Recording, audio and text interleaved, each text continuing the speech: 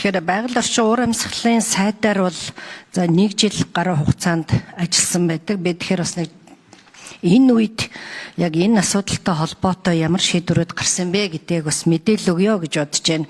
За энэ дээр бол ямар нэгэн одоо улс төрчихгүйгээр ер нь намайг ажиллаж байх үед ямар зөвшөөрлүүд гарсан, ямар нь одоо эсэргүүцэлтэй тулгарч ирсэн гэдэг энэ мэдээллийг өгөх гэсэн юм а. Тэгээ нэг видео харуулчих байна.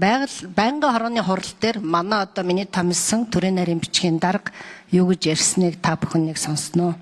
За энэ өр гүйцэтгэгч урт насан байгаа. Ер нь бүтээн байгуулалт гэдэг ч юм уу сайн сайхан зүйл хийх гэж байна гэд байгаль орчин руугаа довтлоо тэр дундаа усныхаа энэ хамгаалтын бүсийг багасгаад байна. За энэ дээр өнөөдөр Улаанбаатар хотын орчимд байгаа туул голчин усны бохирдол ямар хэмжээнд хүрчихсэн байгаа гэдэг тодорхой лабораторийн шинжилгээнүүд үнэлгээ дүгнэлтүүд гарчихсан. Тэгээд бид энэ асуудлыг бүтээн байгуулалт хэрэгтэй, сайн сайхан юм хэрэгтэй гэдэг талаар хандхаасаа илүүтэй энэ байгаль орчинд нөлөөлөх байдлаа бид яах вэ? Хэдийн хугацаанд бид энэ туул голтойгоо байх вэ гэдэг асуудал дээр ирчихсэн байгаа шүү. Эрхэм гишүүд энийг бодолцож байна уу?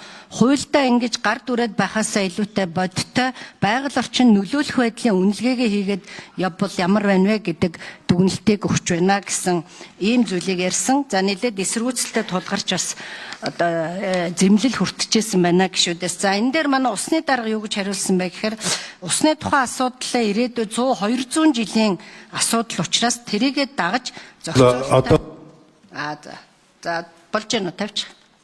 Бүтээн байгуулалт гэдэг юм уу сайн сайхан зүйл хийх гэж нэгэд ингээ байгаль орчин руугаа довтлоо тэр дундаа одоо усныхаа энэ орчны хамгаалтын бүсийг 75%-ийг 50 болгоо 50 одоо ингээ багасгаад байж болно. Гэхдээ энэ үүдийг нээснээр бол одоо гол устай тухайлбал Чингис хот байна, Хэрлэн голтой, за Баян үлгийн ховд голтой ч гэдэг юм уу энэ бүх суурин газруудын гол усны энэ хамгаалтын бүс рүү чинь барилга байгуулж бариад ирэх юм үүдийг нээж байна. Өнөөдөр Улаанбаатар хотын орчинд бол уулгорын голын чинь усны бохирдол ямар хэмжээнд хүрсэн байгаа гэдэг тодорхой одоо лабораторийн шинжилгээнүүд үнэлгээ дүгнэлтүүд гарсан байгаа. Тэгэхээр бид нар одоо энэ асуудлыг бол за бүтээн байгуулалт хэрэгтэй, сайн сайхан юм хэрэгтэй гэдэг талаар хандхаасаа илүүтэй дээрээсээ энэ байгаль орчинд байгаа нөлөөлөх байдлаа бид нар яах вэ?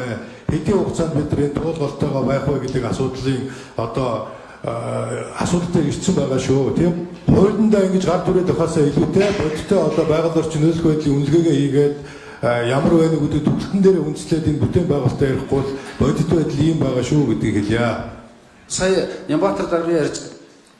За тэгэхээр усны даргын юуг нь тасалсан байна. Усны дарга бол 100-200 жилийн асуудал учраас тэрийгэ дагаж зохицуулалтаа хийвэл яасан бэ?